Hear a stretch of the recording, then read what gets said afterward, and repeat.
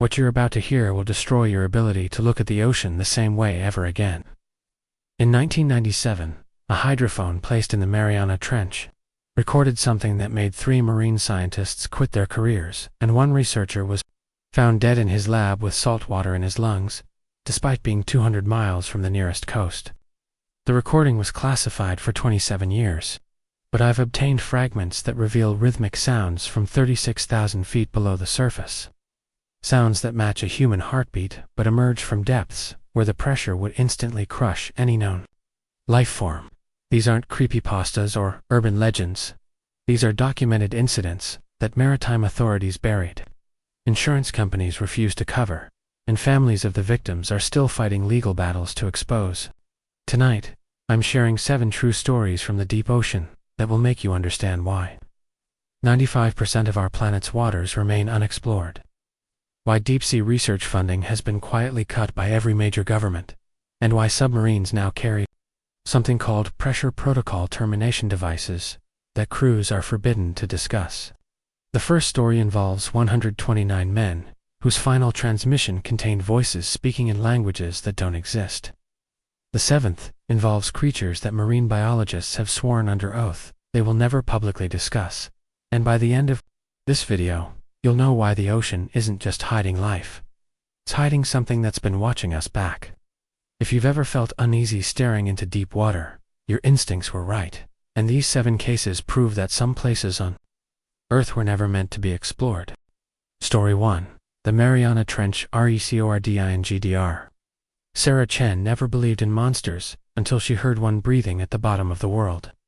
In March 1997, NOAA's Deep Ocean Exploration Project deployed their most advanced hydrophone array into the Mariana Trench, specifically targeting Challenger Deep, the deepest known point on Earth, at 36,200 feet below sea level.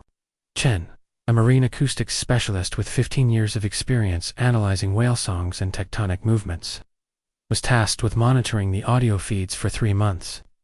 The initial weeks yielded expected results: the groaning of shifting tectonic plates, the distant rumble of underwater avalanches, and the occasional ping of their own equipment echoing through the abyss. But on April 15th, at 3:47 a.m. Pacific Time, the hydrophones detected something that would haunt Chen for the rest of her life. It started as a rhythmic thumping, deep and resonant, occurring every 1.2 seconds with mechanical precision.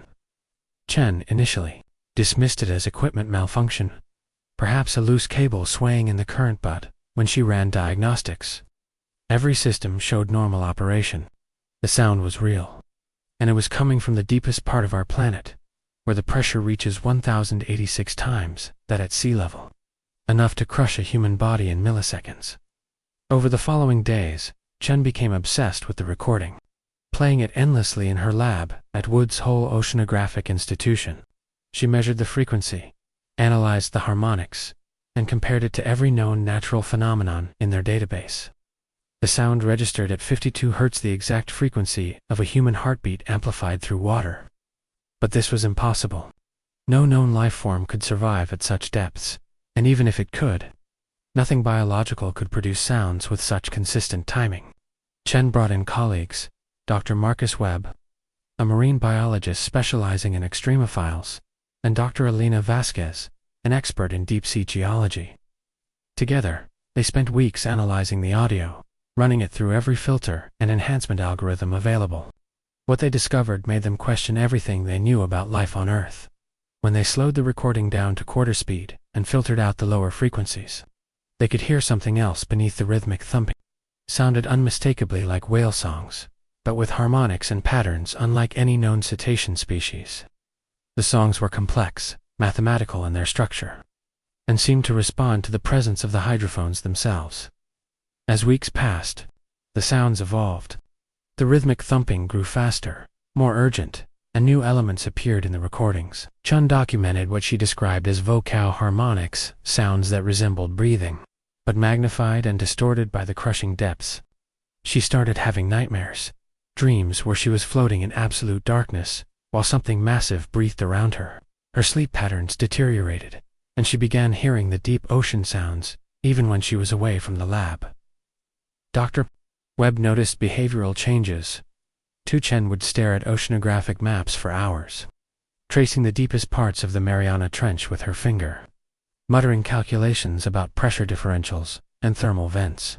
On June 3rd, during what would be their final recording session, the hydrophones captured something that made all three researchers immediately contact NOAA's emergency protocols. The rhythmic sounds suddenly stopped, replaced by complete silence that lasted for exactly 7 minutes. Then, clear as day, through the static and pressure distortion, they heard human voices speaking in what sounded like a conversation, but in languages that didn't match any known human dialect. Linguistic experts later analyzed the audio and confirmed that while the vocal patterns were undeniably human, the words themselves followed no grammatical structure from any Earth language, living or dead. Within 48 hours of reporting this discovery, Chen and her team were visited by officials who identified themselves as representatives from multiple government agencies. The hydrophone data was confiscated. Their research was classified under national security provisions, and all three scientists were required to sign non-disclosure agreements that carried criminal penalties for violation. Dr. Webb was reassigned to a terrestrial marine biology position, studying tide pools in Maine. Dr. Vasquez took early retirement and moved to a landlocked state, where she now teaches high school geology. But Dr. Sarah Chen's fate was more disturbing. According to official reports, she suffered a mental breakdown related to work stress and was admitted to a private psychiatric facility in Vermont. However, her sister later revealed that Chen had been found in her apartment bathroom, unconscious, in a bathtub filled with salt water, despite living in a landlocked area with no access to ocean water. When she recovered, Chen claimed she could still hear the breathing sounds and insisted that whatever was in the Mariana Trench had been trying to communicate not with humanity as a whole, but specifically with her. She spoke of dreams where she was pulled deeper and deeper into an abyss where massive shapes moved just beyond the edge of perception, where the pressure didn't crush her but instead felt like being embraced by something ancient and patient. The official medical report attributed these experiences to acute psychological stress and recommended permanent removal from marine research environments. But the story didn't end with Chen's hospitalization. In 2003, a Japanese deep-sea mining consortium reported similar audio anomalies while conducting surveys near the Mariana Trench. Their recordings, leaked by a whistleblower before being seized by authorities, contained the same 52 Hz rhythmic patterns, but with a crucial difference: the sounds were louder, more complex, and seemed to emanate from multiple sources spread across the trench system. Marine seismologists who analyzed the leaked data noted that the audio signatures suggested coordinated activity across hundreds of miles of ocean floor, as if whatever was producing the sounds had grown or multiplied in the 6 years since Chen's original discovery. More disturbing were reports from deep-sea research vessels operating in other ocean trenches: the Peruchili Trench, the Japan Trench, the Puerto Rico Trench, documenting similar acoustic phenomena. Each recording showed the same progression: initial rhythmic sounds, followed by complex harmonic patterns, and finally, what crews described as response sounds that seemed to react to the presence of human technology. Today, Sarah Chen lives in a small town in Montana, over 1,000 miles from the nearest ocean. She works as a high school physics teacher and has not published any scientific papers since 1997. However, former colleagues report that she still monitors deep-sea research through online databases and has developed an encyclopedic knowledge of every major oceanic trench on the planet.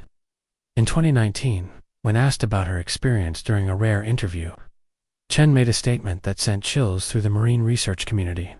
"We think we're exploring the ocean, but something down there has been exploring us much longer." The hydrophones weren't just recording sounds, they were making first contact.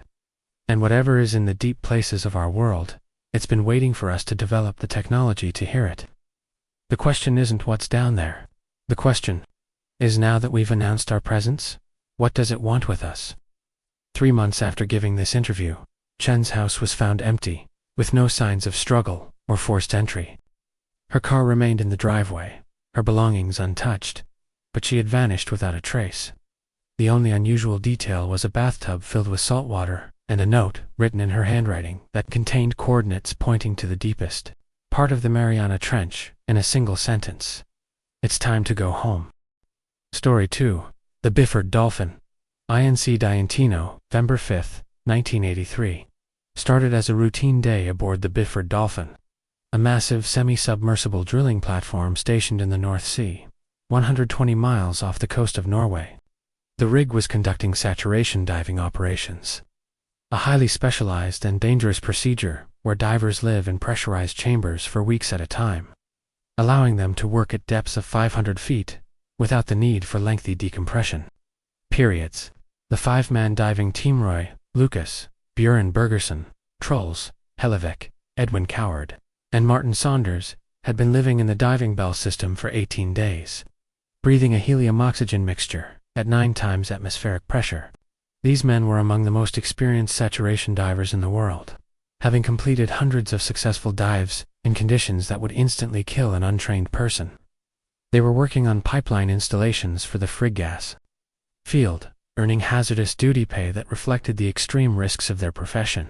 At 4 a.m. local time, they were completing what should have been a standard decompression procedure, preparing to transition from the diving bell back to their living quarters in the main pressure chamber. None of them knew that a single human error was about to create the most horrific industrial accident in maritime history. The saturation diving system aboard the Byford Dolphin was a complex arrangement of interconnected pressure chambers designed to keep divers at consistent pressure levels throughout their extended underwater missions. The main living chamber, where divers ate, slept, and relaxed, was connected to a diving bell through a pressurized trunk system. When divers completed their work shift, they would transfer from the bell back to the living chamber through a carefully controlled airlock procedure. The system required precise coordination between the dive control room operators and the divers themselves, with multiple safety protocols designed to prevent catastrophic pressure changes. On that fatal morning, dive tender William Crammond was responsible for operating the pressurized clamp that sealed the connection between the diving bell and the transfer trunk. The procedure required him to gradually equalize pressure between the two chambers before releasing the clamp, a process that typically took several minutes and required constant communication with the divers inside. But at 4 a.m., exhausted, after a long shift and working in the poorly lit conditions of the North Sea dawn, Crammond made a mistake that would haunt him for the rest of his life. Instead of following the standard decompression protocol, Crammond accidentally released the pressurized clamp while the system was still under full saturation pressure. In an instant, the diving bell separated from the transfer trunk, creating a catastrophic pressure differential between the two chambers. The 4 divers inside the transfer trunk, Lucas Bergersen, Hellevik, and Coward, experienced explosive decompression as their bodies, saturated with nitrogen and helium at 9 atmospheres of pressure, were suddenly exposed to normal atmospheric pressure. The human body is not designed to withstand such rapid pressure changes, and what happened next defies comprehension. The nitrogen dissolved in their blood and tissues instantly expanded, causing massive internal trauma. Their lungs ruptured as the compressed gases expanded beyond the capacity of human tissue to contain them. Blood vessels burst throughout their bodies as dissolved gases formed bubbles in their circulatory systems. The most horrific aspect was the speed. Forensic investigators later determined that all 4 men died within a fraction of a second, their bodies undergoing catastrophic structural failure faster than their nervous systems could register pain. Troels Hellevik, positioned closest to the opening where the diving bell had separated, experienced the most extreme effects of the decompression. The sudden pressure release created a violent outflow of air and gas that literally forced his body through a gap barely wide enough for a human head. The autopsy report, which remains one of the most disturbing documents in industrial accident history, described injuries so severe that they challenged medical understanding of human anatomy under extreme conditions. Hellevik's spine was severed, his limbs torn from his body, and his internal organs expelled by the force of the expanding gases. The scene that greeted the emergency response team was so traumatic that several experienced rescue workers required psychological counseling. Roy Lucas, Edwin Coward, and Bjørn Bergersen were found in the transfer trunk, their bodies bearing the unmistakable signs of explosive decompression, hemorrhaging from every orifice.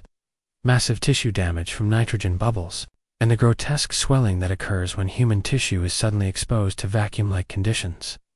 Martin Saunders, positioned in the diving bell when the accident occurred, became the sole survivor of the incident, but his survival came at a tremendous cost.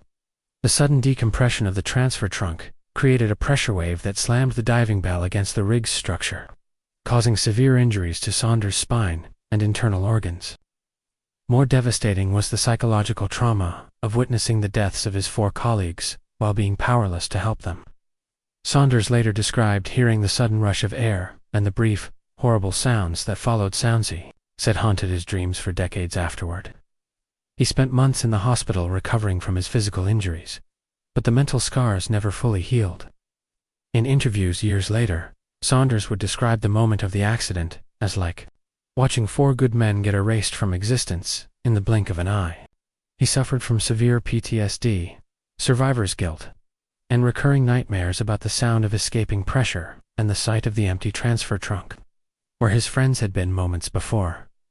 The investigation that followed revealed a catastrophic failure in both equipment design and safety protocols. The pressurized clamp system had no fail-safe mechanism to prevent accidental release under full pressure, and the communication systems between the dive control room and the chambers were inadequate for preventing operator error. William Cramond, the dive tender, whose mistake triggered the accident, was initially charged with criminal negligence, but these charges were later dropped when investigators determined that the rig's safety systems were fundamentally flawed. The Byford Dolphin incident led to massive changes in saturation diving protocols worldwide, including redundant safety systems, improved communication equipment, and mandatory rest periods for dive control operators. However, these changes came too late for Lucas, Bergerson, Hellevick, and Coward, whose deaths highlighted the extreme dangers faced by deep-sea workers who venture into environments where a single mistake can have instantly fatal consequences. The psychological impact of the Byford Dolphin incident extended far beyond the immediate victims and survivors. The accident became a case study in industrial psychology, demonstrating how human error in high-pressure situations can have catastrophic consequences. The families of the victims fought legal battles for years, seeking compensation and accountability for what they argued was a preventable tragedy caused by corporate negligence. The North Sea oil industry, heavily dependent on saturation diving for deep-water operations, was forced to confront the reality that their pursuit of offshore resources was built on the backs of workers who faced death every time they descended below the surface. Today, the Byford Dolphin incident remains the most deadly saturation diving accident in history. A reminder that the deep ocean environment is inherently hostile to human life, and that even the most advanced technology and experienced personnel cannot completely eliminate the risks of working in the crushing depths. The 4 men who died that morning became unwilling martyrs to humanity's drive to exploit the ocean's resources, their deaths serving as a stark warning about the price of human ambition in the face of nature's most unforgiving environments. Story 3. The Lost Submarine VOICA April 10, 1963. Began as a routine test dive for the USS Thresher, the most advanced nuclear submarine in the United States Navy's fleet. The 279-foot vessel represented the pinnacle of Cold War engineering, designed to dive deeper and operate more quietly than any submarine before it. Commander John Wesley Harvey, a decorated naval officer with 15 years of submarine experience, was leading a crew of 129 men through post-overhaul sea trials in the Atlantic Ocean, APP ROX IMA TELY, 220 miles east of Cape Cod. The Thresher had recently completed extensive modifications at Portsmouth Naval Shipyard, including upgrades to its nuclear propulsion system and diving capabilities that would allow it to reach unprecedented depths of 1,300 feet. The crew was a mix of seasoned submariners and naval shipyard technicians, men who understood both the incredible power and the inherent dangers of operating a nuclear vessel in the crushing depths of the ocean.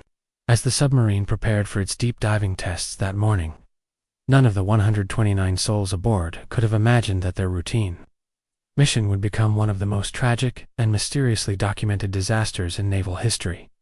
The Thresher's communication systems were state-of-the-art for 1963. capable of maintaining contact with surface vessels, even at significant depths, through a combination of radio and underwater telephone systems. The submarine rescue ship USS Skylark accompanied the Thresher as a safety vessel, maintaining constant communication throughout the diving exercises. At 7:47 a.m., Commander Harvey reported that the Thresher was beginning its descent to test depth, with all systems functioning normally and the crew prepared for the deep dive procedures. The initial communications were routine depth reports, system status updates, and standard operational chatter between the submarine and the Skylark. Lieutenant Commander John Smars, aboard the Skylark, later described these early transmissions as completely normal, professional, and giving no indication of any problems whatsoever. However, as the Thresher descended past 800 feet, subtle changes began to appear in the radio communications that would later be analyzed by naval investigators and acoustic experts for decades. At 8:35 a.m., as the Thresher approached its maximum test depth, the first signs of trouble emerged in a transmission from Commander Harvey, have positive apparently attempting to blow. This indicated that the submarine was trying to surface by using shear air to blow water out of its ballast tanks, a standard emergency procedure when a submarine needs to ascend quickly. The Skylark's crew immediately recognized this as a sign of serious trouble, as submarines only attempt emergency surface procedures when facing critical mechanical failures. What followed was a series of increasingly desperate communications that were recorded by the Skylark's radio equipment, and later became some of the most haunting audio documents in naval history. Over the next several minutes, the crew of the Thresher reported multiple system failures, problems with their ballast tank systems, issues with their nuclear reactor, and difficulties maintaining proper trim and buoyancy. The professional calm in the voices gradually gave way to barely controlled urgency as it became clear that the submarine was in serious danger. The most chilling aspect of the Thresher disaster was not just the mechanical failures, but the human drama captured in the final radio transmissions. As the submarine struggled to surface, individual crew members could be heard in the background of the official communications, their voices betraying the fear and desperation that the officers tried to maintain professional composure despite. Lieutenant James Watson, the Thresher's communications officer, maintained contact with the Skylark, even as reports of flooding and system failures mounted. In one particularly haunting transmission, Watson reported, "We have flooding in the engine room, ... attempting to blow ballast tanks ... experiencing multiple casualties." The word casualties in naval terminology can refer to both equipment failures and human injuries, but the tone in Watson's voice suggested that both meanings applied. Between the official status reports, sensitive recording equipment aboard, the Skylark picked up fragments of conversations from within the Thresher crew members, calling out depth readings, damage control teams reporting their inability to stop flooding, and most disturbing of all, what sounded like prayers being said in the background as the situation became hopeless. At 9:17 a.m., the final coherent transmission from the USS Thresher was received by the Skylark, exceeding test depth. This simple phrase carried the weight of a death sentence for everyone aboard. Naval regulations prohibited submarines from diving beyond their maximum safe operating depth due to the risk of catastrophic hull failure, and the Thresher had already surpassed the point where its pressure hull could withstand the crushing weight of the ocean. What happened next became the subject of intense investigation and controversy. According to the official record, the Thresher imploded at approximately 9:18 a.m., when the submarine exceeded its crush depth of roughly 1,400 feet. The implosion would have been instantaneous, killing all 129 men aboard in a fraction of a second, as the submarine's hull collapsed under pressure that exceeded 600 pounds per square inch. However, the Skylark's radio operators reported hearing fragmentary transmissions for nearly 2 minutes after the official time of implosion sounds that were later described as unintelligible, but which some crew members insisted contained recognizable voices speaking in English. The mystery of these post-implosion transmissions has never been officially explained, leading to decades of speculation and investigation by naval experts, acoustic specialists, and families of the victims. Some theories suggest that the transmissions were echoes or reflections of earlier communications, bouncing off underwater geological formations. Others proposed that debris from the imploded submarine continued to transmit radio signals as it sank toward the ocean floor. However, the most disturbing possibility, raised by several acoustic experts who analyzed the recordings, is that sections of the Thresher's hull remained intact for a brief period after the initial implosion, leaving some crew members alive in air pockets as the submarine descended into the abyss. This theory is supported by analysis of the Skylark's recordings, which show that the fragmentary transmissions contained recognizable speech patterns and even what appeared to be distress calls, rather than the random electronic noise that would be expected from damaged radio equipment. The search for the USS Thresher became one of the largest deep-sea rescue operations in naval history, involving multiple ships, specialized deep-diving equipment, and international cooperation. The wreckage was finally located on April 12, 1963. Scattered across the ocean floor at a depth of 8,400 feet, far deeper than anyone had survived before. The debris field revealed the catastrophic nature of the implosion. The submarine had been crushed into thousands of pieces, with the largest sections no bigger than a small car. However, the condition of the wreckage raised disturbing questions about the sequence of events during the disaster. Some pieces of the hull showed signs of internal explosion rather than external pressure crushing, suggesting that the submarine's nuclear reactor may have experienced a catastrophic failure, in addition to the pressure-related implosion. More puzzling were personal items found among the debris crew members. Belongings that should have been destroyed by the implosion but instead appeared to have been carefully arranged or deliberately placed. The psychological impact of the Thresher disaster extended far beyond the immediate families of the victims. The recorded final transmissions became a haunting reminder of the human cost of deep-sea exploration and military operations.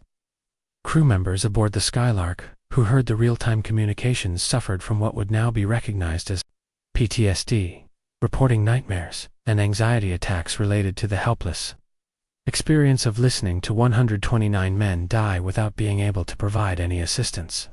The families of the Thresher's crew faced the unique trauma of knowing that their loved ones' final moments were documented in government archives, but that access to these recordings was restricted by naval security classifications. Some families fought legal battles for decades to obtain transcripts of the final transmissions, hoping to find closure or evidence that their family members' deaths were quick and painless. The technical investigation into the Thresher disaster revealed systematic flaws in submarine design and construction that had implications for the entire nuclear submarine fleet. Investigators found that the submarine's emergency ballast blow system had been compromised by seawater leaking into high-pressure air lines, making it impossible for the crew to quickly surface when they encountered problems. Additionally, the submarine's nuclear reactor had automatically shut down due to the emergency, eliminating the power needed to operate pumps and other critical systems. These findings led to major modifications in submarine design and emergency procedures, but they also raised questions about how many other submarines were operating with similar vulnerabilities. The Thresher disaster demonstrated that even the most advanced technology and highly trained crews were no match for the ocean's inherent hostility to human life. Today, the USS Thresher remains on the ocean floor, designated as a naval gravesite, where unauthorized diving is prohibited by federal law. The submarine has become an artificial reef, home to deep-sea creatures that have adapted to life around the wreckage. However, occasional deep-sea research missions to the site have reported unusual phenomena that defy easy explanation. In 1999, a robotic survey of the debris field captured audio recordings of what researchers initially dismissed as whale songs or tectonic activity. However, computer analysis revealed that the sounds contained rhythmic patterns in frequency, modulations consistent with human speech, leading some investigators to speculate that the wreckage itself has become a kind of acoustic resonator, somehow preserving and replaying fragments of the final transmissions from 1963. Whether these sounds represent scientific phenomena, electronic anomalies, or something more mysterious, they serve as a constant reminder that the ocean keeps its secret sand, its victims forever. The 129 men who died aboard the USS Thresher represent not just a military tragedy, but a testament to the price of human ambition in the face of an environment that remains fundamentally hostile to our survival. Story 4. The Deep Sea Gigantism, ENCOUNTRSDR. Marcus Webb had devoted his entire career to understanding life in Earth's most extreme environments, but nothing in his 20 years of marine biology had prepared him for what the remote operated. Vehicle's cameras revealed on the morning of September 15, 2019, Webb was leading a deep-sea research expedition aboard the RV Exploration, a state-of-the-art research vessel equipped with the most advanced deep-ocean exploration technology available to civilian scientists. The mission, funded by a consortium of international marine research organizations, was designed to study the largely unexplored abyssal plains of the North Pacific, specifically focusing on an area known as the Mendocino Fracture Zone region of the ocean floor, characterized by dramatic underwater mountain ranges, deep trenches, and geological formations that had remained largely unmapped due to their extreme depth and remote location. Webb's team included marine biologists, geologists, and oceanographers from 7 different countries, united by their shared fascination with the mysteries of the deep ocean and driven by recent discoveries suggesting that life in the abyss was far more diverse and abundant than previously believed. The expedition's first 2 weeks had yielded remarkable but expected results. New species of deep-sea fish, previously unknown coral formations, and geological features that provided insights into tectonic activity along the Pacific Ring of Fire. Webb's specialty was studying extremophiles, organisms that thrived in conditions that would be lethal to most life forms, and he had already documented several new species of bacteria and small invertebrates adapted to the crushing pressure and near-freezing temperatures of the deep ocean. However, on September 5th, as the ROV descended to a depth of 4,200 meters in an unexplored section of the fracture zone, the cameras began transmitting images that challenged everything Webb thought he knew about deep-sea ecosystems. The first indication that something unusual was occurring came when the ROV's sonar detected massive objects moving in the distance, objects far larger than any known deep-sea creatures and exhibiting coordinated movement patterns that suggested complex behavioral intelligence. As the ROV approached the source of the sonar contacts, Webb and his team watched in stunned silence as their cameras revealed creatures that seemed to defy the known laws of deep-sea biology. The first organism they encountered was what appeared to be a jellyfish, but with a bell diameter of over 30 feet, larger than any known cnidarian species, and equipped with bioluminescent displays of unprecedented complexity. The creature's tentacles extended for hundreds of feet in all directions, creating a living net that pulsed with patterns of blue and green light that seemed almost like a form of communication. More remarkable was the creature's behavior, rather than drifting passively with the current like most deep-sea jellyfish. This enormous organism appeared to be actively hunting, using coordinated movements of its tentacles to herd smaller creatures into concentrated areas before consuming them with efficient, almost mechanical precision. Webb had studied deep-sea gigantism throughout his career, the phenomenon where creatures in the deep ocean grow to sizes far larger than their shallow water relatives. But nothing in the scientific literature had prepared him for organisms of this scale. Over the following days, the team's ROV surveys revealed an entire ecosystem of gigantic deep-sea creatures, each more extraordinary and impossible than the last. They documented what appeared to be deep-sea arthropods, cousins, to crabs and lobsters that measured over 20 feet in length. Their armored shells covered in bioluminescent patches that created complex light displays as they moved across the ocean floor.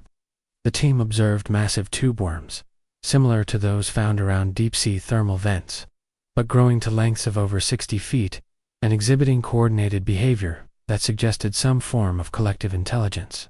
Most disturbing of all were the cephalopods, deep sea relatives of octopuses and squids that displayed problem-solving abilities in tool use that rivaled or exceeded those of their shallow water cousins.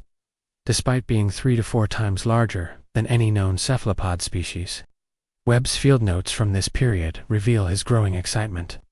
Mixed with professional skepticism, the sheer biomass we're observing at these depths contradicts everything we know about deep-sea food chains. These organisms require enormous amounts of energy to maintain their size, but there's no apparent food source capable of supporting such massive creatures. The mystery deepened when the team discovered what they began calling the graveyard, a section of the ocean floor covered with the skeletal remains of creatures even larger than the living specimens they had been observing.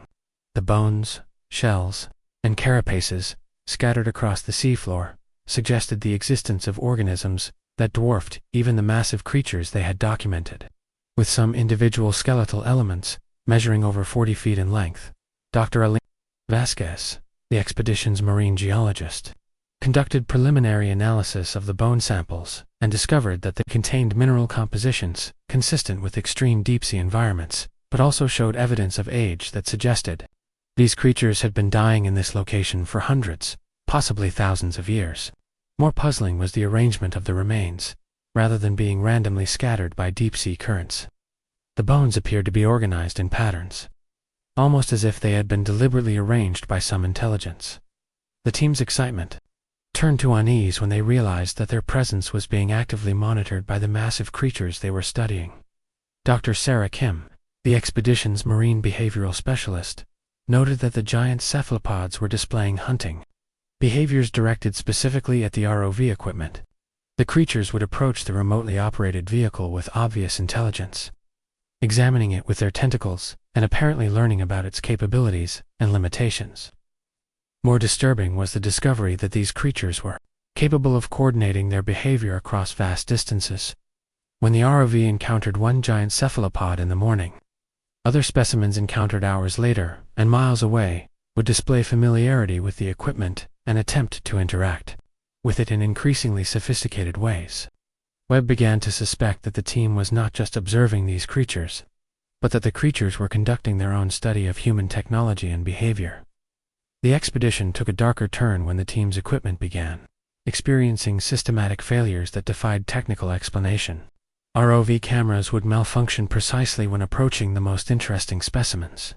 Sonar equipment would produce garbled readings in areas where massive organisms were detected, and communication systems would experience interference that seemed to coincide with the bioluminescent displays of the giant jellyfish. Dr. Jennifer Zhang, the expedition's chief engineer, conducted extensive diagnostics, but found no mechanical or electrical causes for the equipment failures. More disturbing was the pattern of the failures. They appeared to be targeted and intelligent, as if something was deliberately interfering with the team's ability to document and study the massive deep-sea creatures. The final straw came when the team's most expensive piece of equipment, a $1 million deep-sea research ROV, simply vanished during a routine survey dive, with no mechanical failure or communication breakdown to explain its disappearance. On October 3rd, nearly 3 weeks into the expedition, the team made their most disturbing discovery when they deployed their backup ROV to search for the missing equipment. At a depth of 5,800 meters, the cameras revealed a sight that would haunt Webb for the rest of his career. Their missing ROV, completely intact but surrounded by dozens of giant deep-sea creatures that appeared to be studying it with obvious intelligence and purpose. The massive cephalopods were manipulating the ROV's equipment with their tentacles, operating its cameras and mechanical arms with a level of sophistication that suggested they had learned to use human technology. More terrifying was the realization that these creatures had somehow disabled the ROV's emergency surface systems, effectively capturing it for their own use. The backup ROV's cameras transmitted for nearly an hour, showing the giant creatures working together to dismantle and examine every component of the captured equipment. Before the transmission abruptly ended, with images of massive tentacles reaching directly toward the backup ROV's cameras, the expedition was terminated immediately, with Webb and his team returning to port under emergency protocols. However, their attempts to publish their findings met with immediate and systematic obstruction from government agencies, academic institutions, and research funding organizations. The video footage and photographic evidence they had collected was confiscated by officials claiming national security interests, and team members were required to sign non-disclosure agreements that effectively prevented them from discussing their discoveries. Dr. Webb's subsequent attempts to secure funding for follow-up expeditions were repeatedly denied, and several team members reported being contacted by government representatives who strongly discouraged them from pursuing further research in deep ocean gigantism. The official explanation given to the scientific community was that the expedition had encountered unusual deep-sea lifeforms that required further study under classified research protocols, but no additional information was ever released to the public. Today, Marcus Webb works as a marine biology professor at a small university, teaching undergraduate courses and conducting research on shallow water ecosystems. However, colleagues report that he maintains an extensive private archive of deep-sea research and continues to monitor satellite imagery and sonar data from the Mendocino Fracture Zone. In rare interviews, Webb has hinted that the massive creatures his team discovered represent something far more significant than just unusually large deep-sea animals. He believes they may represent an entirely separate evolutionary branch of life on Earth, one that has developed intelligence and social organization in the crushing depths of the ocean, hidden from human observation until recent advances in deep-sea exploration technology finally revealed their existence. Most disturbing of all is Webb's theory that these creatures have been aware of human activity on the surface for far longer than humans have been aware of them, and that recent increases in deep-sea mining, submarine traffic, and ocean exploration may have finally prompted them to begin active investigation of surface-dwelling life. Whether Webb's theories represent scientific insight or the psychological effects of encountering something beyond human comprehension, his experience serves as a reminder that the deep ocean remains largely unexplored, and that life in Earth's most extreme environments may be far stranger and more complex than we have ever imagined. Story 5. The Pressure Hull. Implosions, May 22, 1968. Should have been a routine homecoming for the crew of the USS Scorpion, a skipjack-class nuclear attack submarine, returning from a 3-month deployment in the Mediterranean Sea. Commander Francis Slattery, a decorated naval officer with 12 years of submarine experience, was leading his crew of 98 men back to their home port of Norfolk, Virginia. After completing intelligence-gathering operations during the height of the Cold War, the Scorpion was one of the Navy's most advanced submarines, capable of diving to depths of 700 feet and armed with both conventional and nuclear torpedoes. That made it a formidable weapon in the underwater chess game between American and Soviet naval forces. The crew was a tight-knit group of experienced submariners, many of whom had served together for years and had developed the kind of professional bonds and mutual trust essential for survival in the cramped, dangerous environment of a nuclear submarine. As the Scorpion began its journey across the Atlantic Ocean, none of the 99 souls aboard could have known that their submarine was carrying a fatal flaw, microscopic cracks in the pressure hull that would soon expand under the relentless stress of deep ocean operations until they reached a catastrophic breaking point.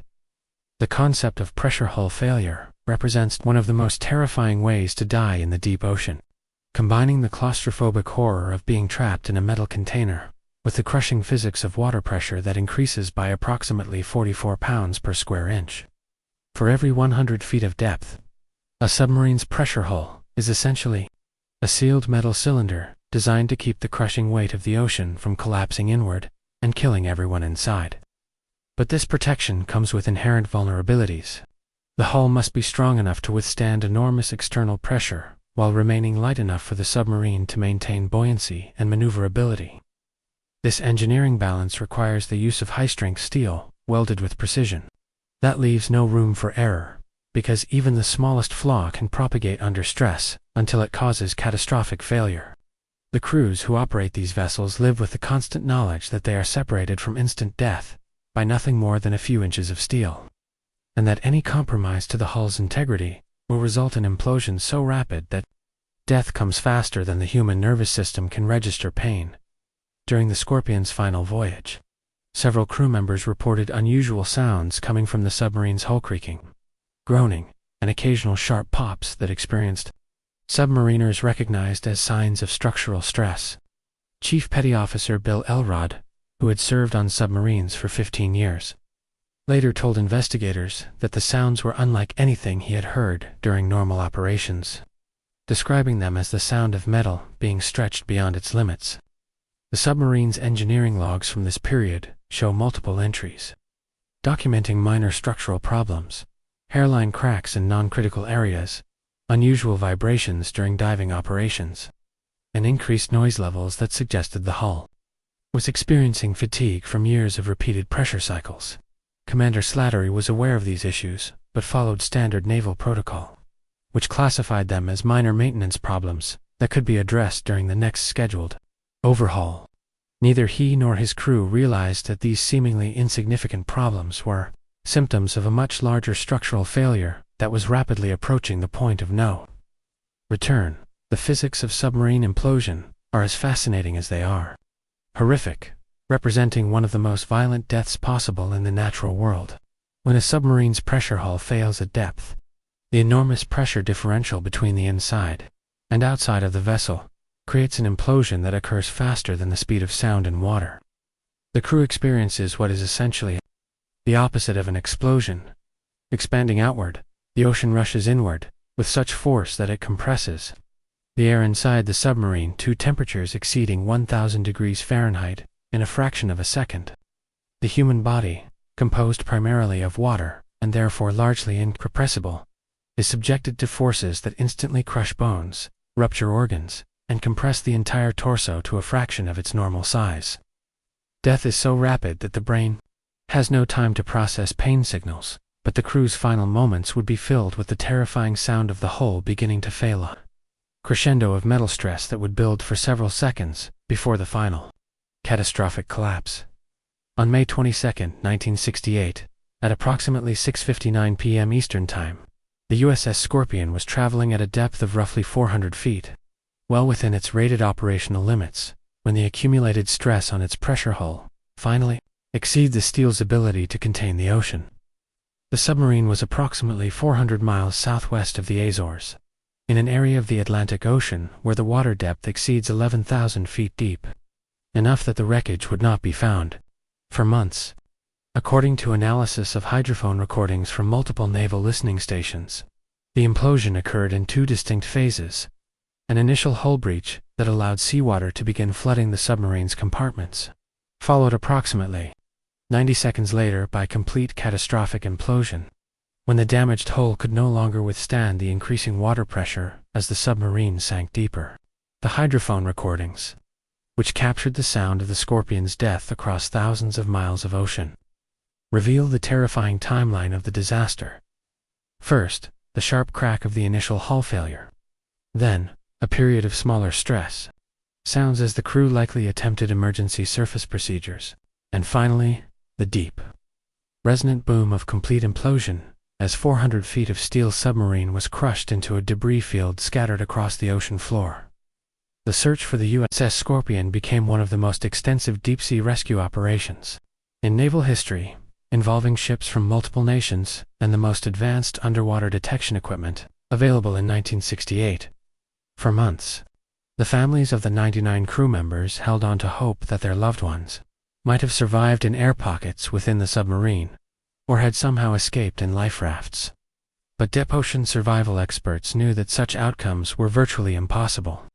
At the depths where the Scorpion had been operating, the psychological torture experienced by the families was compounded by the Navy's initial reluctance to declare the crew dead, as military protocol required either visual confirmation of the wreckage or evidence that the submarine could not possibly have survived.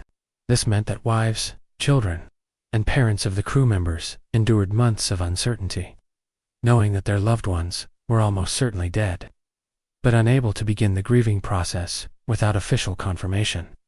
The wreckage of the USS Scorpion was finally located on October 30, 1968, by the deep-sea research vessel Mizar, using a combination of sonar mapping and underwater photography to identify debris scattered across the abyssal plain at a depth of 11,100 feet. The condition of the wreckage provided definitive evidence of catastrophic implosion. The submarine's hull had been compressed and twisted into unrecognizable shapes, with the largest intact sections no bigger than a small car. The force of the implosion had been so violent that pieces of the submarine were found embedded in the ocean floor, driven into the sediment by the tremendous energy released during the hull collapse. Most disturbing to the investigators was the complete absence of any human remains or personal effects that might have provided closure to the families. The implosion had been so complete and violent that everything organic aboard the submarine had been destroyed. beyond recognition, or scattered across miles of ocean floor.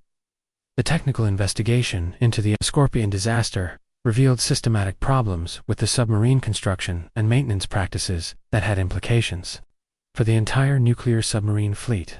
Metallurgical analysis of recovered hull sections showed evidence of fatigue cracking that had been developing for years, gradually weakening the pressure hull until it could no longer withstand normal operational stresses. The investigation also revealed that the submarine had been operating with several known structural defects that had been classified as acceptable risk by naval engineers, a decision that proved fatal when these minor problems combined to create catastrophic failure.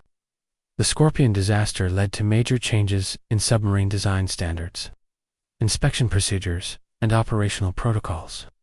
But these improvements came too late for the 99 men who died when their submarine became a tomb in the crushing depths of the Atlantic. The families of the Scorpion's crew faced unique challenges in grieving for their lost loved ones, as the extreme depth of the wreckage made body recovery impossible, and the violence of the implosion meant that no personal effects or individual remains could be identified. The submarine itself became their loved ones' final resting place, designated as an official naval gravesite, where unauthorized diving is prohibited by federal law. However, the psychological impact of losing family members in such a violent and incomprehensible way created lasting trauma that extended through generations. Children who lost fathers aboard the Scorpion reported nightmares about drowning and crushing sensations, while widows struggled with the knowledge that their husbands had died in a way that defied human comprehension. Support groups formed by military families affected by submarine disasters became essential resources for processing grief that was complicated by the technical nature of the accident and the impossibility of traditional burial and mourning rituals. Today, the USS Scorpion remains on the ocean floor, slowly being consumed by deep-sea corrosion and becoming part of the abyssal ecosystem. Periodic surveys of the wreckage site have documented the gradual deterioration of the submarine's remains, but they have also revealed disturbing anomalies that suggest the wreckage continues to be a site of unusual activity. In 1999, a robotic survey mission captured images of what appeared to be fresh damage to the submarine's remains metal that had been bent and twisted in ways that could not be explained by natural corrosion or deep-sea currents. More puzzling were sonar contacts detected near the wreckage site, showing large moving objects that disappeared when investigation equipment approached. Whether these phenomena represent natural deep-sea processes, the activities of unknown marine life, or something more mysterious, they serve as a reminder that the ocean depths hold secrets that may never be fully understood. The 99 men who died aboard the USS Scorpion joined the countless other victims of humanity's ongoing struggle to explore and exploit the hostile environment of the deep ocean. Their deaths serving as a stark reminder that the crushing depths of the sea remained fundamentally hostile to human life, no matter how advanced our technology becomes. Story 6. The Unexplained Deep Sea, EXPEDITO, Innes Project, Deep Echo, began with the best of scientific intentions and the most advanced deep-sea exploration technology that money could buy.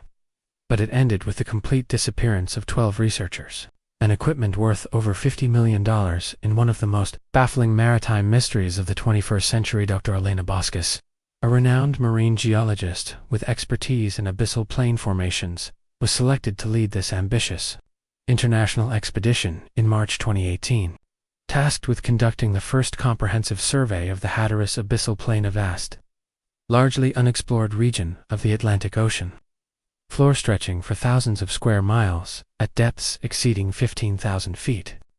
The expedition represented unprecedented cooperation between research institutions from 7 different countries, combining the expertise of marine biologists, geologists, oceanographers, and deep-sea engineers in an effort to map and study one of Earth's last unmapped frontiers.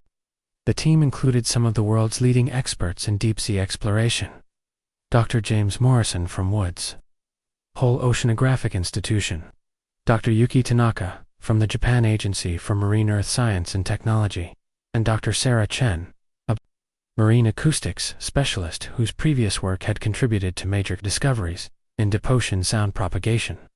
The Hatteras abyssal plain had remained largely unexplored due to its extreme depth and remote location. situated hundreds of miles off the coast of North Carolina, in an area where the Atlantic Ocean reaches some of its deepest points outside of major trench systems. Previous surveys of the region had been limited to basic sonar mapping that revealed unusual geological formations, massive underwater mountain ranges, apparently artificial geometric patterns on the seafloor, and acoustic anomalies that suggested the presence of previously unknown deep-sea ecosystems. Dr. Vasquez had spent 3 years securing funding and international cooperation for Project Deep Echo, arguing that the Hatteras abyssal plain represented a unique opportunity to study deep ocean processes in an environment that had remained virtually untouched by human activity. The expedition's research vessel, the RV Deep Explorer, was equipped with the most advanced deep-sea exploration technology available, including multiple remotely operated vehicles, sophisticated sonar mapping systems, and laboratory facilities capable of analyzing samples from the deepest parts of the ocean. The first phase of Project Deep Echo proceeded exactly according to plan, with the team conducting successful surveys of the shallower regions of the abyssal plain and documenting several new species of deep-sea life, along with geological formations that provided insights into the Atlantic Ocean's geological history. Dr. Vasquez's daily logs from this period reveal her excitement about the expedition's discoveries and her team's professional camaraderie as they worked together to explore one of Earth's last frontiers. The team's communications with their respective home institutions were regular and optimistic, describing discoveries of unusual coral formations, previously unknown fish species, and geological structures that suggested complex tectonic activity in the region. However, as the expedition moved into deeper waters and began exploring the most remote areas of the abyssal plain, subtle changes began to appear in the team's communications that would later be analyzed by investigators trying to understand what happened during the expedition's final weeks. On April 15, 2018, nearly a month into the expedition, Dr. Vasquez reported the discovery of what she described as artificial structures on the ocean floor, at a depth of 18,400 feet geometric formations that appeared too regular and organized to be natural geological features. The team's RAW cameras captured images of what looked like massive stone blocks arranged in complex patterns, covering an area of several square miles and showing evidence of construction techniques that seemed inconsistent with known natural processors. Dr. Morrison, the expedition's marine archaeologist, initially dismissed these formations as unusual but natural rock outcroppings, but subsequent surveys revealed details that challenged this explanation. The blocks appeared to be fitted together with precision that suggested intelligent design, and some surfaces showed what looked like carved symbols or markings that had been preserved by the deep ocean environment. More disturbing was the discovery that these formations seemed to extend far deeper into the seafloor than their equipment could penetrate, suggesting a massive construction project that would have required engineering capabilities far beyond what any known civilization could have accomplished. As the team continued to study these mysterious structures, their behavior and communications began to change in ways that concerned their support staff aboard the Deep Explorer. Dr. Chen, who had been documenting unusual acoustic phenomena throughout the expedition, reported that the structures were producing low-frequency sounds that seemed to respond to the presence of the team's equipment. These sounds, recorded at frequencies below the range of human hearing, showed patterns and complexity that suggested some form of communication or signaling system. More troubling was the team's growing obsession with the structures, spending increasingly long hours studying them and neglecting other aspects of their research mission. Radio communications with the surface became sporadic and often contained references to discoveries that were not being properly documented or shared with the expedition's support team. By late April, family members and colleagues began expressing concern about the team's welfare, noting that their usual professional communications had been replaced by vague references to unprecedented discoveries and paradigm-shifting findings that were never fully explained. The expedition's final documented communication occurred on May 3, 2018, when Dr. Vasquez transmitted a fragmentary message that would later become the subject of intense analysis by linguistic experts and intelligence agencies. The transmission, lasting only 47 seconds before being cut off by equipment failure, contained Dr. Vasquez speaking in what appeared to be a mixture of English and an unknown language, describing contact protocols and response procedures that had never been part of the expedition's research plan. Background sounds in the transmission included what appeared to be other team members speaking in similar unknown linguistic patterns, along with deep, resonant tones that matched the acoustic frequencies previously recorded from the mysterious seafloor structures.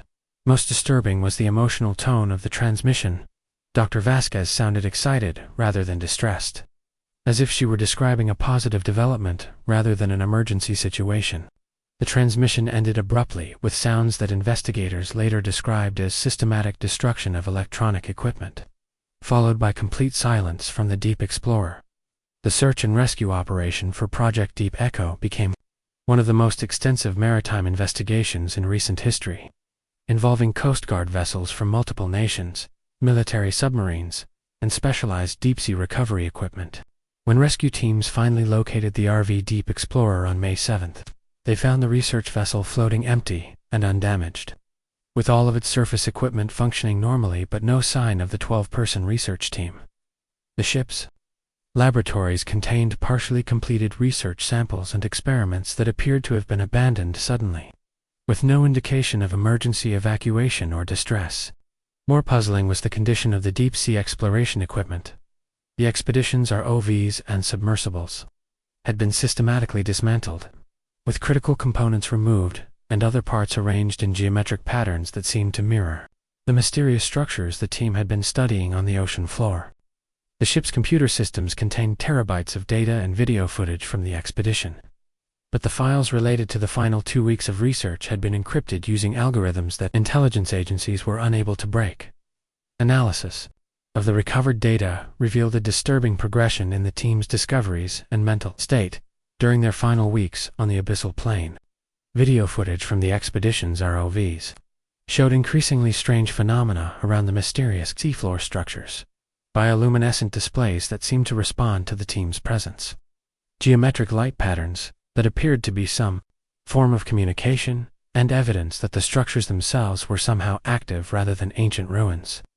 Audio recordings captured team members discussing contact protocols and communication attempts that were not part of their original research plan, suggesting that they believed they were interacting with some form of intelligence associated with the structures.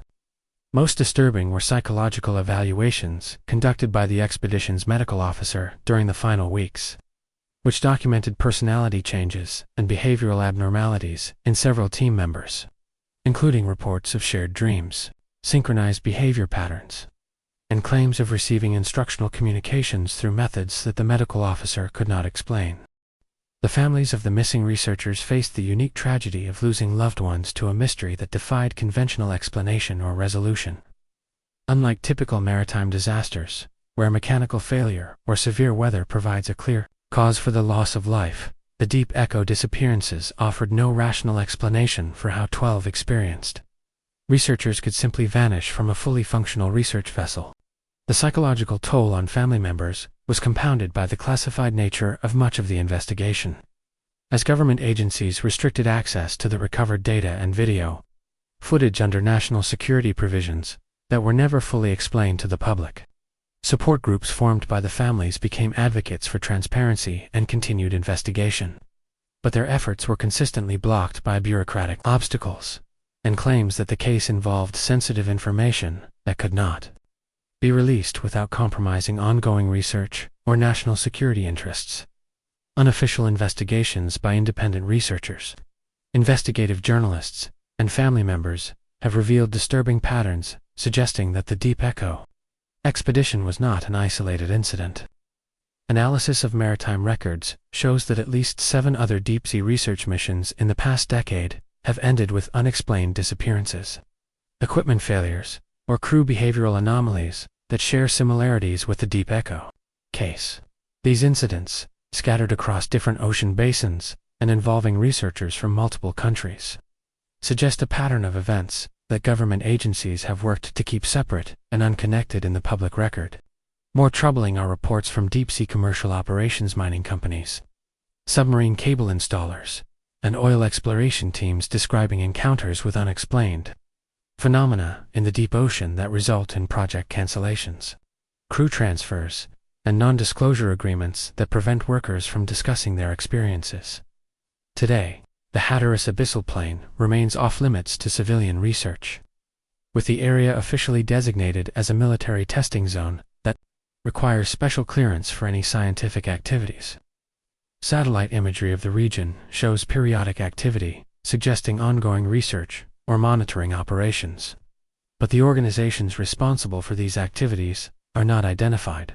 In public records, the families of the Deep Echo researchers continue to seek answers about their loved ones' fate, but their investigations have been systematically obstructed by legal challenges, classification restrictions, and bureaucratic delays that suggest a coordinated effort to prevent public understanding of what happened during that expedition.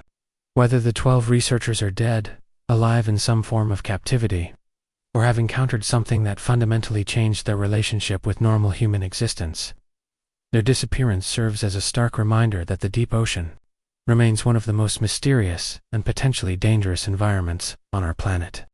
The fact that their fate may never be known represents not just a personal tragedy for their families, but a warning about the risks inherent in exploring regions of our world, where human understanding reaches its limits and other forms of intelligence may be waiting to make contact with surface-dwelling life. Story 7. The Mariana Trench, CREA2RASDR. James Harrison had spent 15 years studying extremophiles organisms that thrived in conditions that would instantly kill most life on Earth. But nothing in his extensive research had prepared him for what awaited at the deepest point on our planet during the spring of 2022.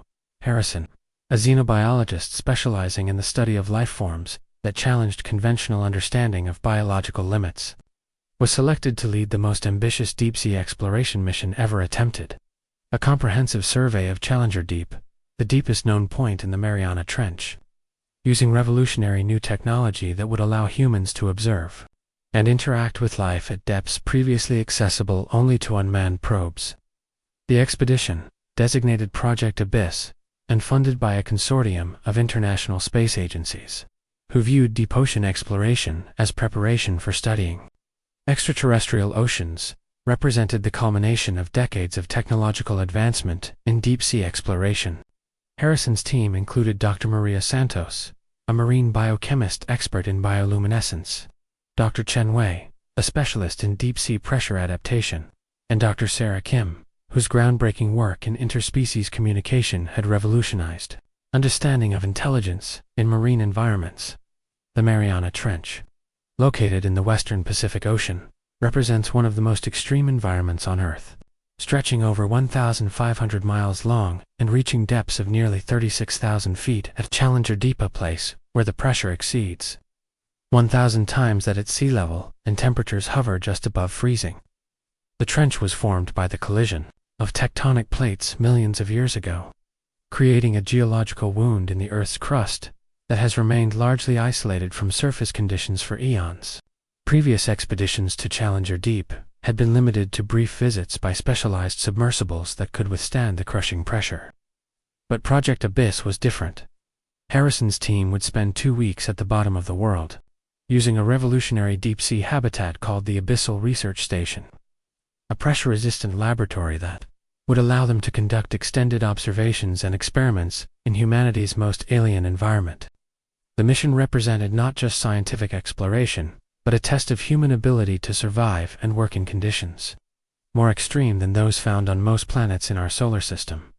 The descent to Challenger Deep aboard the research submersible Hadean took nearly 4 hours, during which Harrison and his team watched through reinforced viewports as the last traces of sunlight faded into absolute darkness, and the pressure readings on their instruments climbed 2 levels that would crush an unprotected human body in microseconds. The journey provided a reverse evolution of life, beginning with familiar fish species in the upper waters and gradually transitioning to increasingly bizarre creatures adapted to the crushing depths. Translucent jellyfish with bodies like living glass, deep-sea anglerfish with bioluminescent lures, and eventually, organisms so alien in appearance that they seemed to belong on another planet entirely. However, as the submersible approached the final 1,000 feet of its descent, the team began to notice phenomena that defied their scientific understanding: coordinated bioluminescent displays that seemed to organize to be natural, geometric patterns of light that pulsed across the abyssal plane with mathematical precision, and most disturbing of all, evidence that these light displays were responding to the presence of their submersible, with what could only be described as curiosity. Upon reaching the bottom of Challenger Deep and establishing their temporary research station, Harrison's team immediately began documenting lifeforms that challenged every assumption about the limits of biological adaptation. The first organisms they encountered were bioluminescent bacteria colonies that covered vast areas of the seafloor in intricate patterns resembling electronic circuits, pulsing with coordinated light displays that seemed to carry information across miles of ocean floor. More remarkable were the creatures they designated as deep architects organisms that appeared to be constructing complex structures from the mineral-rich sediments of the trench floor, building geometric formations that served no apparent biological function but demonstrated engineering principles that rival human construction techniques. Dr. Santos, whose expertise in bioluminescence had led to groundbreaking discoveries about deep-sea communication, was astounded by the complexity of the light-based signaling systems these creatures employed, noting that their communication appeared to use frequency modulation and pattern recognition that suggested cognitive abilities far beyond what science had previously attributed to deep-sea life. The team's most significant discovery came on their fourth day at Challenger Deep, when their external cameras detected movement in the abyssal darkness that could not be explained by known forms of deep-sea life. What emerged from the darkness appeared to be creatures of impossible size and complexity.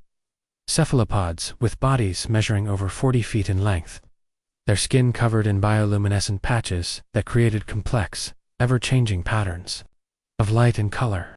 These massive creatures moved with obvious intelligence and purpose, approaching the research station not with the random behavior typical of deep-sea animals, but with calculated curiosity that suggested they were conducting their own scientific observation of the human researchers.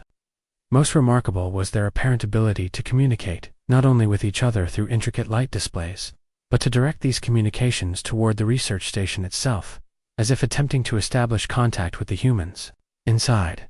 Dr. Kim, whose work in interspecies communication had prepared her for unusual forms of animal intelligence, documented behavioral patterns that indicated these creatures possessed problem-solving abilities, social organization, and technological manipulation skills that challenged fundamental assumptions about intelligence in marine environments. As the days passed, the interactions between the research team and the massive deep-sea creatures became increasingly sophisticated and unsettling. The creatures began to demonstrate detailed knowledge of the research station's equipment, using their tentacles to manipulate external cameras and instruments with precision that suggested they understood the technology's purpose and function. More disturbing was their apparent ability to interface directly with the station's electronic systems. Lights would flicker in patterns that matched the creatures' bioluminescent displays. Computer screens would show images that seemed to originate from outside the station's programming, and communication equipment would pick up signals that contained what appeared to be attempts at linguistic communication using frequency patterns similar to human speech. Dr. Chen's analysis of the creature's physiological capabilities revealed adaptations that seemed to defy the known limits of biological evolution: pressure-resistant tissues that could withstand conditions that would crush submarines, sensory organs capable of detecting electromagnetic fields and quantum fluctuations, and most impossibly, neural structures that appeared to be partially technological rather than purely biological. The expedition took a terrifying turn during the second week when the team realized that the creatures had somehow gained access to their research data and were using this information to modify their own behavior and communication attempts. The station's computers began displaying images and data that the team had never inputted: detailed schematics of human anatomy, maps of the ocean's surface, and what appeared to be technical diagrams of spacecraft and satellite systems that suggested these deep-sea creatures possessed knowledge of human civilization, far beyond what should be possible for organisms living in the Earth's most isolated environment. More disturbing were the psychological effects that prolonged exposure to these creatures seemed to be having on the research team. Dr. Santos reported dreams where she could understand the creatures' bioluminescent communications. Dr. Chen began experiencing sensory phenomena that seemed to be direct mental contact with the creatures, and Dr. Kim documented behavioral changes in herself and her colleagues that suggested some form of psychological influence or conditioning. On the final day of the expedition, the creatures made what could only be described as a direct attempt at technological integration with the research station. The team watched in amazement and horror as dozens of the massive cephalopods surrounded their habitat and began connecting their own biological systems to the station's external equipment. Through some form of bioelectrical interface, the station's instruments began registering readings that defied scientific explanation, energy signatures that suggested the creatures were somehow tapping into the station's power systems, data transmissions that appeared to be downloading the expedition's entire research database, and most terrifying of all, evidence that the creatures were attempting to establish a permanent communication link between their deep-sea environment and human technology networks.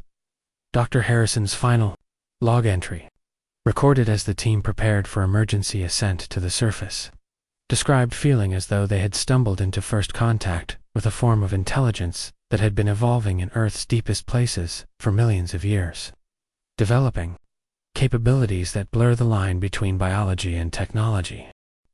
The ascent from Challenger Deep became a desperate escape as the research team realized that the creatures were actively trying to prevent their departure. The submersible's systems experienced systematic interference that seemed designed to disable their ability to surface. Navigation equipment malfunctioned in ways that would force them to remain in the deep ocean.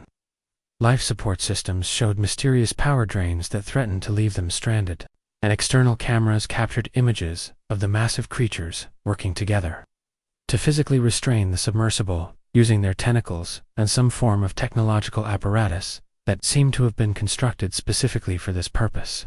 Only through emergency protocols that jettisoned most of their research equipment and scientific samples were Harrison and his team able to break free from the creature's grasp and begin their ascent to the surface, leaving behind nearly 2 weeks of irreplaceable scientific data and equipment worth millions of dollars. When the team finally reached the surface after their harrowing 14-hour ascent, they found that their support vessels had been receiving mysterious communications on frequencies that matched those used by their deep-sea station, containing what appeared to be the same bioluminescent patterns they had observed from the Challenger. Deep creatures translated into radio signals. The implications were staggering. These deep-sea organisms had somehow learned to interface with human communication technology and were attempting to establish contact with surface-based civilization. Government representatives met the expedition team immediately upon their return to port, confiscating all remaining data and equipment under national security provisions and requiring the researchers to sign agreements that effectively ended their careers in marine biology. The official explanation for the expedition's early termination cited equipment failures and safety concerns, but the team members' subsequent reassignment to terrestrial research positions and their complete withdrawal from public scientific discourse suggested that Project Abyss had discovered something that authorities deemed too dangerous for public knowledge. In the years following the Challenger Deep expedition, independent analysis of leaked data and testimony from expedition support staff has revealed a disturbing pattern of increased activity in deep ocean trenches worldwide. Seismic monitoring stations have detected acoustic signatures similar to those recorded during Project Abyss, emanating from the deepest parts of every major ocean basin, suggesting that whatever intelligence the team encountered in the Mariana Trench may represent a global phenomenon rather than an isolated discovery. More troubling are reports from deep-sea commercial operations describing equipment failures, communication anomalies, and crew psychological effects that mirror the experiences of Harrison's team, indicating that contact with these deep-sea intelligences may be occurring with increasing frequency as human deep ocean activities expand. Satellite imagery of major ocean trenches shows unexplained bioluminescent phenomena that can be detected from space. While oceanographic research has been quietly redirected away from the deepest parts of the ocean under restrictions that are not fully explained in public scientific literature today, Dr. James Harrison works as a high school biology teacher in a landlocked state, having never published any scientific papers or given any interviews about his experiences in Challenger Deep. However, colleagues report that he maintains an extensive private collection of deep ocean research and has developed theories about the relationship between deep-sea life and human evolution that he refuses to discuss publicly.